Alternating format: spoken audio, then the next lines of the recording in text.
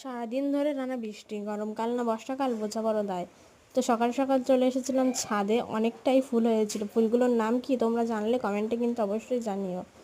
তো চলো, ফুলগুলোকে এখন রেখে দিলাম, আর ঠাকুরের বাসনটা নিয়ে যেতে গিয়ে অনেকটাই জল পড়ে গেল। তারপর বাসনগুলোকে পরিষ্কার করে নিলাম।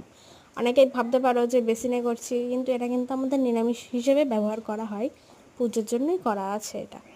এছাড়া এখানে অন্য কোনো কিছু করা হয় না। তারপরে দুপুরবেলায় না ঘুমিয়ে ঘরদোর পরিষ্কার করছিলাম, দেখো প্রায় কটা বাজে। আর এদিকে ঘরদোরের অবস্থা তো খারাপ, একটু টুক করে পরিষ্কার করে নিলাম। যতটা সহজ মনে ততটা সহজ না। তো যাই হোক, আর এটা ওকে জন্মদিনে দিয়েছিলাম, এটাও আমি লাগিয়ে দিলাম, পড়েছিল।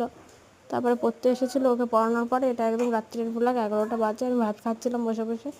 তারপরে ও বাড়ি আসে, ওকেও খেতে দিয়ে দিলাম। অ্যাট লাস্ট প্রায় 12:30 পৌনে 1টা বাজে, এবার ঘুমাতে যাবো। চলো, ভ্লগটা কেমন লাগলো জানিও। Tata, bye bye.